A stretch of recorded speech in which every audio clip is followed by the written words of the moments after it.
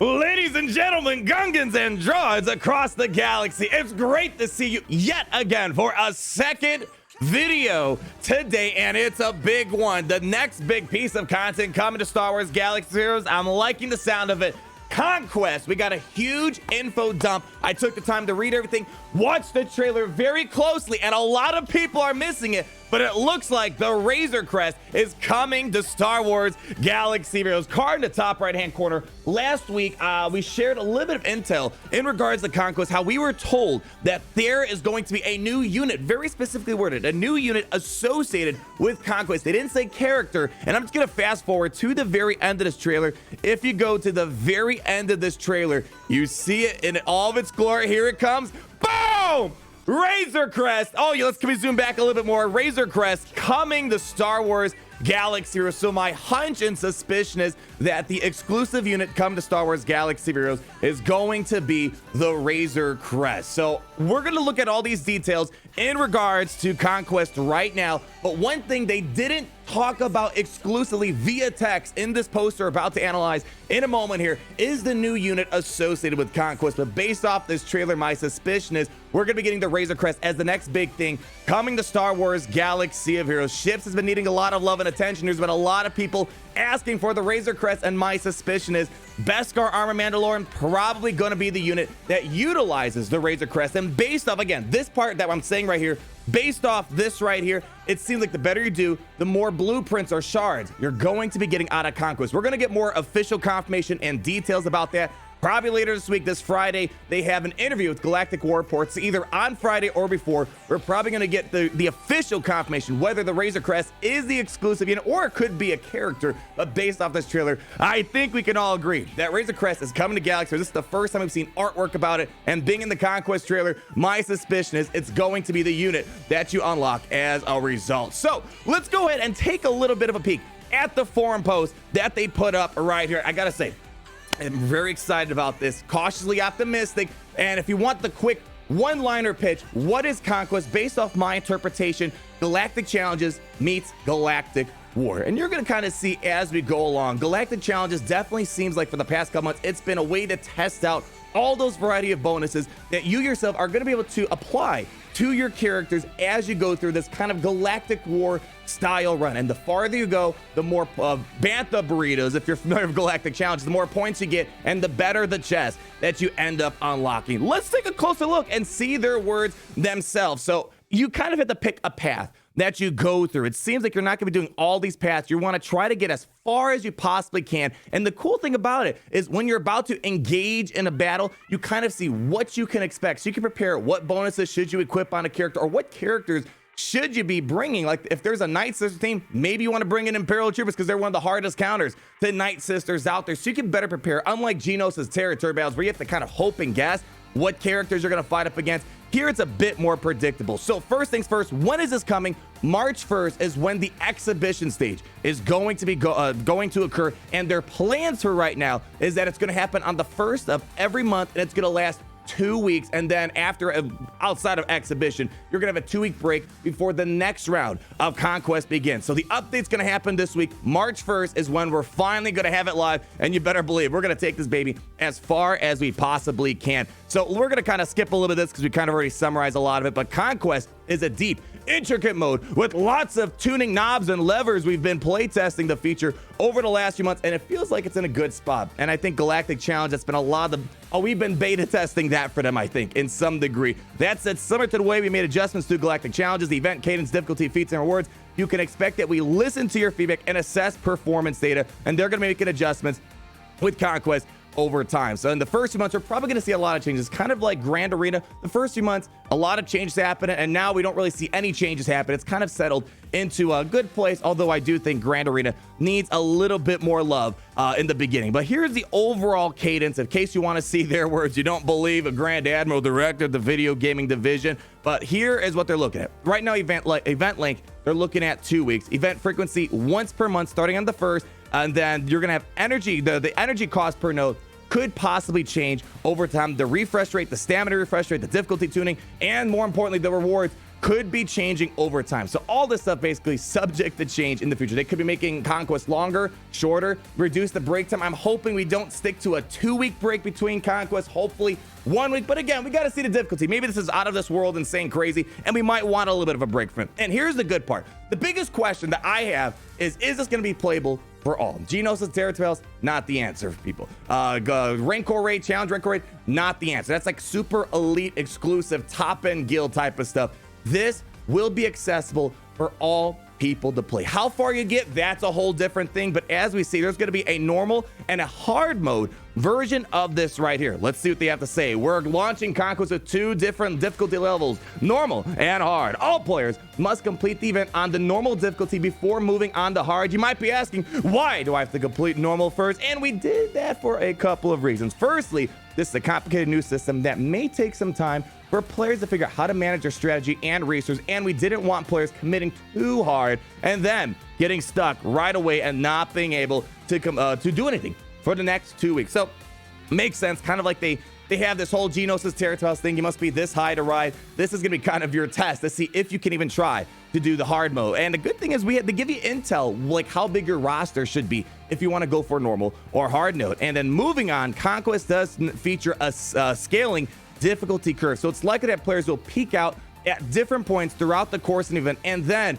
make more progress as you continue to invest in your collection and improve your strategy from event to event. And depending on their collection, many players will certainly reach their point of furthest progress during normal without being able to complete the entire event. So to be clear, not everyone is expected to complete the entirety of the event right out the gate. This is the event you will continue to make progress in over time. And here we get a little bit of a snapshot. The enemies you're going to see. So you're going up against Phoenix. I don't know, maybe you want to bring in, I don't know, Treya, Imperial Troopers. You kind of know what you're going at. And although there are going to be modifiers like Galactic Challenges, we kind of know in general what counters a Phoenix team. So you can kind of bring the team in and maybe, if need be, give them the bonuses, as we'll show in a moment. And again, they show you the bosses. Basically, in these sectors, there's going to be like a big boss at the end of it. Basically, kind of a souped-up character. Again, I kind of call it Galactic War meets Galactic Challenges. But moving on, one of the other considerations they had was deciding how much information to expose before you commit to a difficulty level and how much time you'd have to spend trying to assess which difficulty level to choose. Before you commit to a difficulty level,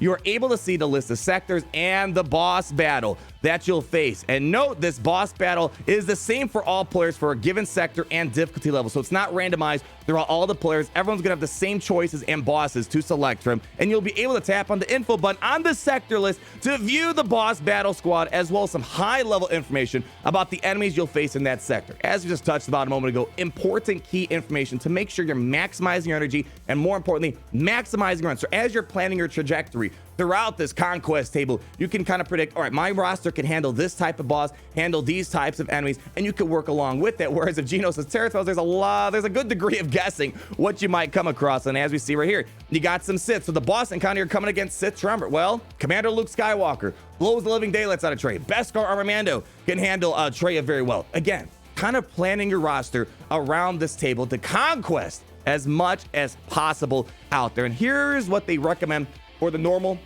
and hard node difficulty. So for hard node, they're requiring 4 million GP, which isn't really that high, and they're recommending 5 million, which definitely is a bit more up there for more veteran ed players or people who started to kind of whale in more recent years here. So you kind of have an idea what the difficulty level is going to be geared towards. Again, it's nice having it and 2 separate difficulties. It's too bad Geonosis Territorials and a Challenge Rancor raid didn't really come with something like that, but I digress. Now we move on to the data discs and consumables, and we've been kind of beta testing this indirectly through Galactic Challenges, always having a variety of bonuses for the environment, the enemies, and for ourselves. Now you get to kind of choose what you're going to use. One part of Conquest that's received a lot of interest is the new data disc system. Data discs provide your squads with a variety of different bonuses throughout the event, and these data discs can be equipped depending on which ones you use with your squad or swapped out for a small amount of currency. And we have a couple of examples right here. Amplify Agony. Whenever an ally inflicts a debuff on an enemy,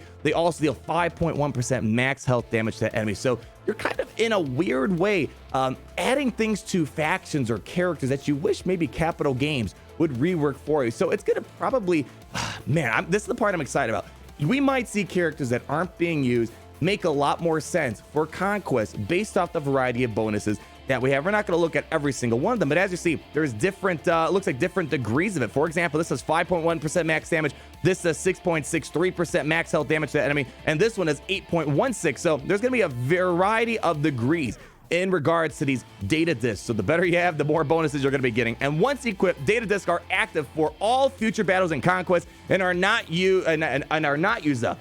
There's a data disk capacity that limits the number of data disks that you can have active at one time. And the diamond icon at the bottom of each data disk represents the number of capacity it will take up and ranges from 1 through 4. I'm loving all these different intricacies in regards. It's something new to experience, and the fun fact is, again, we have to wait and see. It's nice thing that there's a variety of gear and rewards, and ultimately the Razor Crest most likely the chase after. And I'm gonna leave a link down below if you want to see like all the other bonuses. Like there's a massively overpowered dread booming voice when an allied unit in the leader slot uses an ability during their turn. All other allies are called to assist. There's a lot of cool bonuses. I mean, we could sit here all day reading all these, and a lot of these are bonuses we have not seen inside of Galactic Challenges, although the overall thought experiment is the same exact thing. Again, highly recommend you check this out and start getting your own little brains going into some theory crafting potential and seeing what can we come up with for factions and characters that we might be using or not be using down to it. So it's gonna be really cool to see what the community turns up with. I mean, holy cow. Whenever an ally gains a buff, they also gain 3.3% Terminator. Imagine that with like General Veersley. Holy cow. Massive amounts of Terminator on top of already massive amounts of Terminator. So a lot of interesting stuff going on here. I think this is gonna really bring a lot of areas of our faction to life here. Again, you guys can read that yourselves. I'm going to take a closer look and definitely start coming up with my own ideas here. And then while data discs provide permanent bonuses to your squad for the duration of the event, consumables can give you a temporary boost to help you defeat a difficult battle.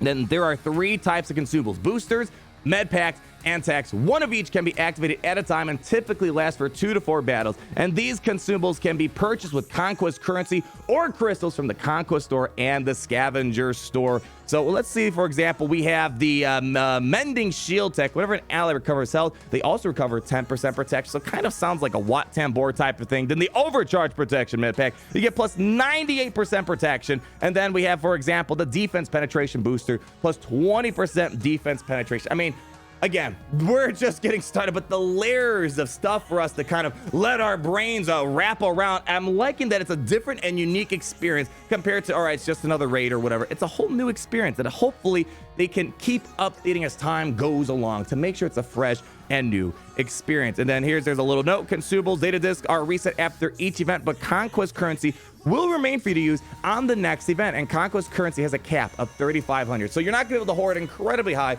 But let's say you're getting towards the end of the Conquest season, you're like, I might want to save my currency, and we'll try to save it for the next round of the Conquest to see if I can get even farther. So again, there's that strategic element. When should I start hoarding my currency? And I'm assuming right now, if you're kind of feeling like you're capping out on how far you can climb inside of Conquest, maybe it's a good idea to try to hoard some currency for next round so you can get a variety of these bonuses. And that's all they have to share today. We are excited to see players finally get their hands on Conquest Exhibition soon and start gathering your feedback. See you on the holo table. So really looking forward to this. Excited to see if we finally get the confirmation in regards to whether the Razor Crest is going to be the exclusive unit. Again, no details in regards to that right now, but my assumption is the higher the package you get, or the more points you get, the better the chest you get. You're most likely going to be getting the more shards or blueprints of the Razor Crest. And here's the cool thing: it might be a Razor Crest now, but maybe down the road they can add new units or new exclusive characters. Hard to say right now. I mean, looking at the raids, I'm not counting on them updating what type of character or ship is involved, but it leaves in the possibility with this new game mode Conquest that they can maybe update